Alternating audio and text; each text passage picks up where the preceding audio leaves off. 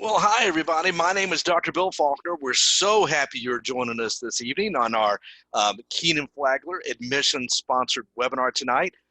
My name is Dr. Bill Faulkner. I'm going to be hosting you this evening.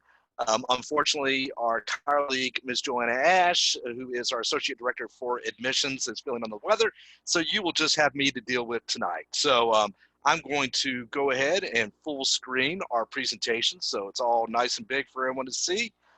And we'll get going here.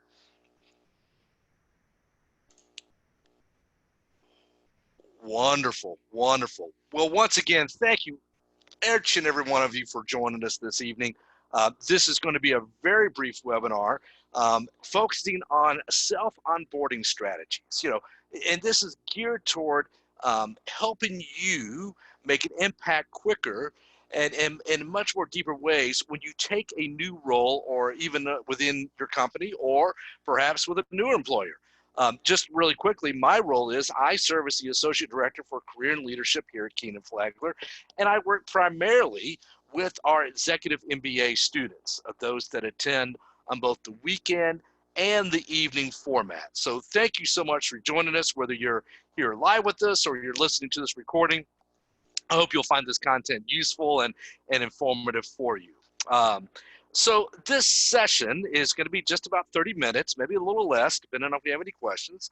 And it's really just a sample of the type of content we provide our executive level students. And of course, students in our other program verticals can view this content often, those that are online students and those that are attending Kenan-Flagler MBA program as full-time students. But anyway, essentially in any given month here at Kenan-Flagler, we are going to be providing webinars, that are they are live and in person, so to speak, and also they're archived and placed on what we call our career information hub that lets students kind of access this content at a later date when it's more suitable to them.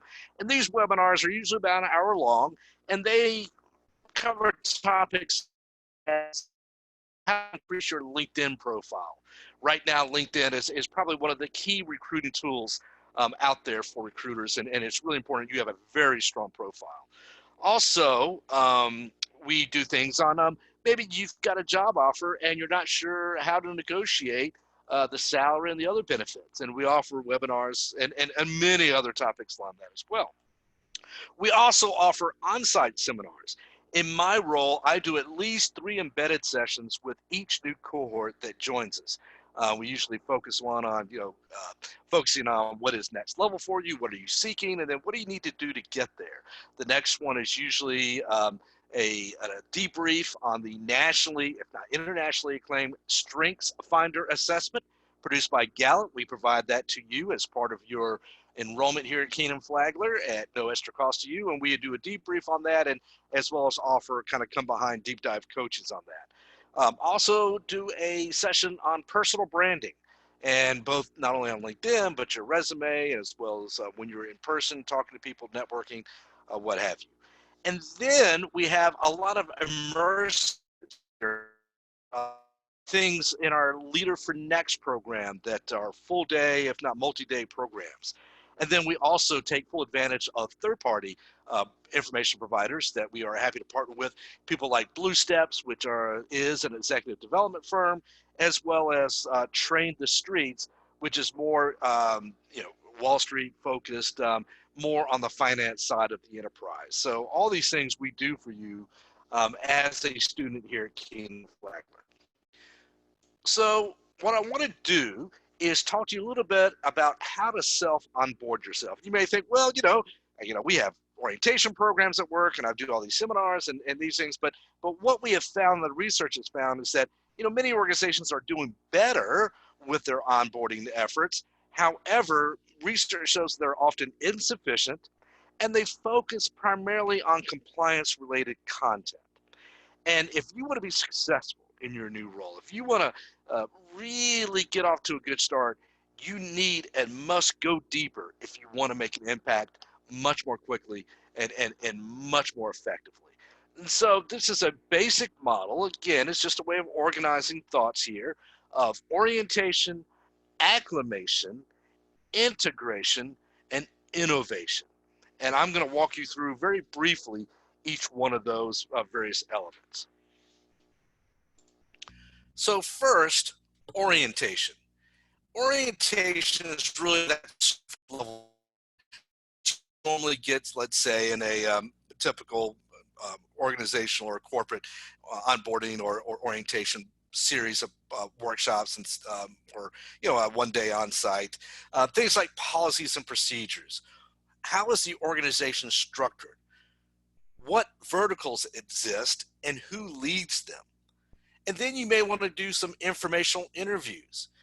Certainly you want to be talking, if you have inherited a team, your direct reports and other team members that are on that team. Certainly talking to your supervisor, your peers in the management team at your level, and also, very importantly, other key partners that you need to work with. These could be contractors, these could be other consultants. And again, you want to have a series of conversations, really just being very open, just kind of absorbing content about, hey, what do we do well, especially it relates to the area that you now oversee, and what can you do better? And really make sure people give you candid responses. This is a time that, like I said, this is the honeymoon period. You can ask all the dumb questions you want, even though they may be obvious to you. Sometimes when you're in a culture or a new organization, there's reasons why certain things happen. So this is a time for you to really just get in there and really want to know the answers and find out what's going on. Now, a lot of these things you can and should do prior to you even setting up shop your first day. Obviously, hopefully you'll find out some of this during your interview process. Hopefully you've done your due diligence when you've researched the company. And once the offer's been made and you got that lag time between when you're wrapping up your old role and starting your new role, definitely kind of digging in and finding out what you can. So again, just orient yourself at a little bit more of a higher altitude level as to the organization. Next is acclimation. And acclimation gets us a little bit deeper. You want to get acclimated to the environment. And this is when you really want to know the mission, vision, and values of the organization if you don't know them already. You should be reading things like shareholder reports. What gets published to the shareholders if it is a public trading company? Year in that particular fiscal quarter. What strategic planning documents can you get access to? Even if they may not have total application to your new area, you may want to see them anyway, just to kind of see what else is going on with the organization. Certainly, you want to look at the performance review of current team members. You want to know the history of the company, the history of the founders. Also, attend or at least find out information on company-wide meetings. Maybe I would say go back a year or two from your arrival there, just to get a lay of the land. What's been going on? What have they been dealing with? What are they happy about? What do they want to focus on? What are they excited about as an organization? And then certainly never miss these, especially as a new hire, never miss a company-wide meeting, either if it happens virtually or in person. Then also social and networking events that the company has provided, both internal as well as outbound related. Volunteer to be that face of the company. Get to know the people that are recruiters, people that are representing the company at various trade shows or other industry events, just to be a part of what's going on. And certainly get acclimated and get people acclimated to you, which, because this is a two-way process, by attending service events that the company is doing. It's important that you network not just with your own internal unit, but all the other units as much as possible. You're going to want allies. You're going to want information gatherers. You want to get people that will help you be successful. So again, just don't stay in your office. Make sure that you're out there attending other corporate events. And then certainly know the 3 levels of culture. And this comes from work by a gentleman by the name of Dr. Edgar Schein, who is an expert on organizational culture. And if you haven't done prior, Dr. Schein says there's 3 levels of culture that you should know, at least either prior or certainly in this initial phase. What are the artifacts of the organization? What are the visible signs that talk about their values? What's important to them? Is this a dress up culture? Or is it a dress down culture? Is it, are they big on visuals, or is it kind of casual, or is it very formal in terms of the physical arrangements of the office and the workspaces? Or is it virtual? or a very dispersed team. Again, what are the artifacts? Then we talked about values. What are the espoused values of the organization? What are their aspirations? What are they really trying to accomplish? It's to them. And then finally, what are the underlying assumptions? And these are much more difficult to ascertain in the research, but these are kind of like the unwritten rules of how things really operate in the company, how things really go. So again, it's important that you understand those three levels of culture during this phase of your onboarding to the organization. And as I want to stop here, there's really no, I guess, timestamp on each one of these. I think, after the first 100 days, you own the job. So I would suggest that you kind of maybe divide that up accordingly in terms of what you want to know when. And again, some of these things you can find out prior to arrival, and I really encourage you to do so. Next, there is integration. And this is you integrating yourself into the organization. This is when you want to master critical relationships and procedures. Make sure you will know exactly how to use the various hardware, software, other types of equipment, if there exist, that the company uses or that industry uses to get things done. You want to determine both the needs and the expectations of your team, whether it be your direct reports or people that are multi-layer behind them, or if you're working on a matrix or cross-functional team. What are their expectations? How can you meet those? And then finally, or not quite finally yet, address critical issues that need immediate attention.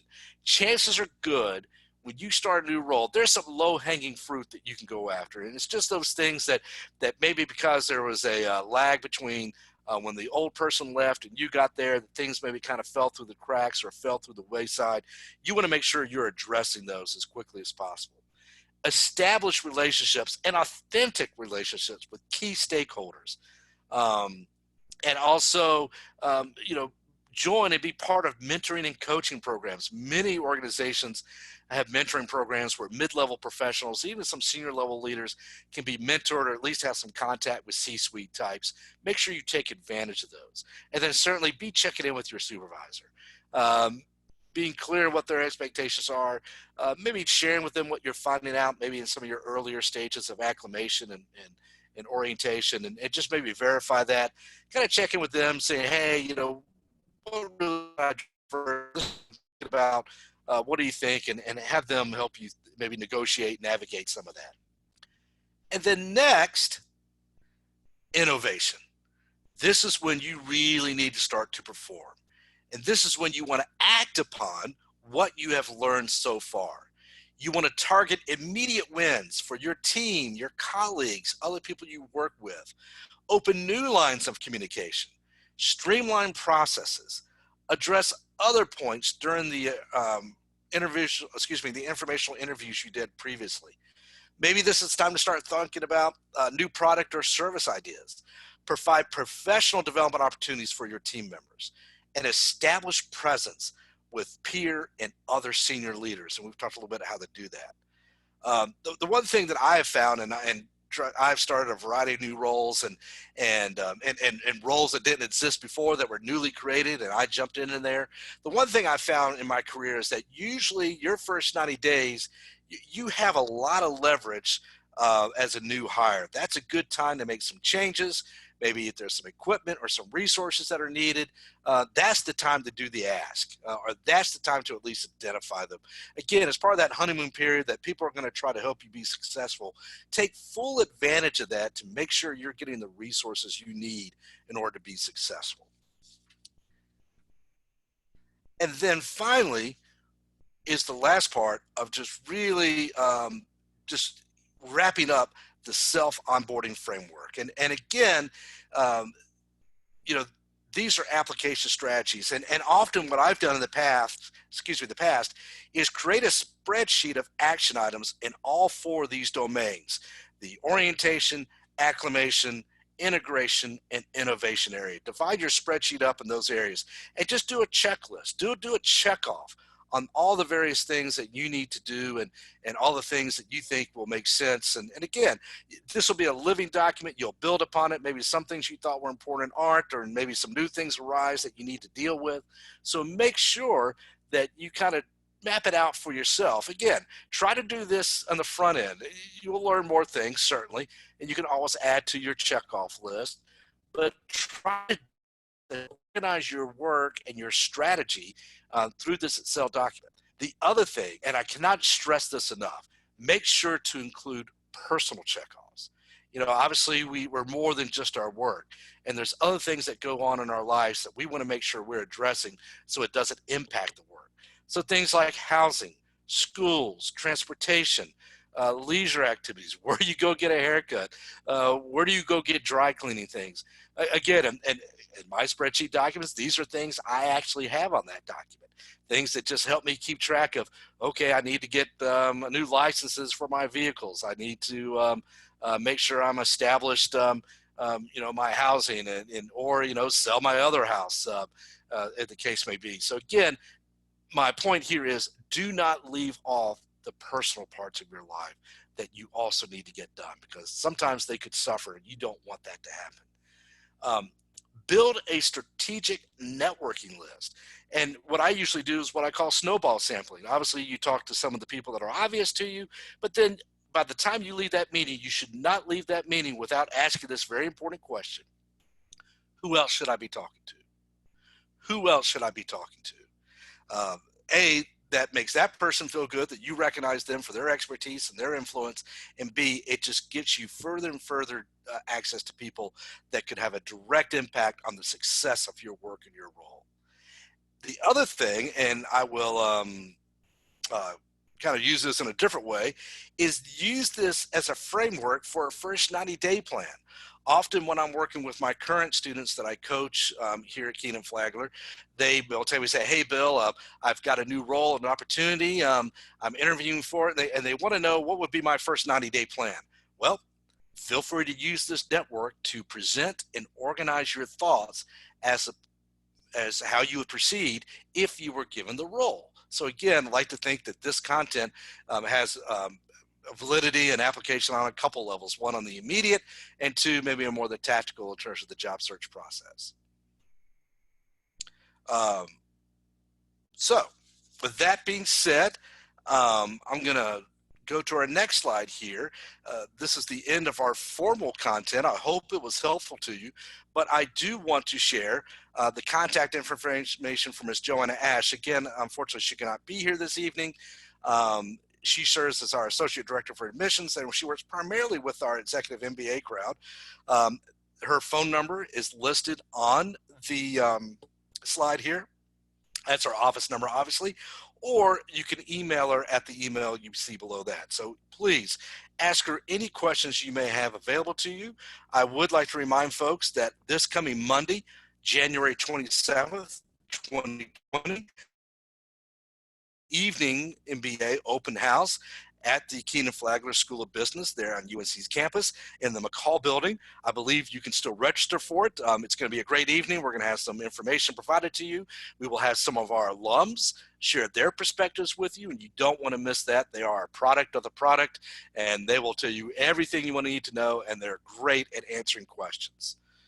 So with that being said, I'm going to stop the recording, and I'm going to take any questions off the recording that people may have. And once again, my name is Dr. Bill Faulkner. Thank you so much for joining us tonight, or if you're listening to this at a later date, I hope this content was helpful to you.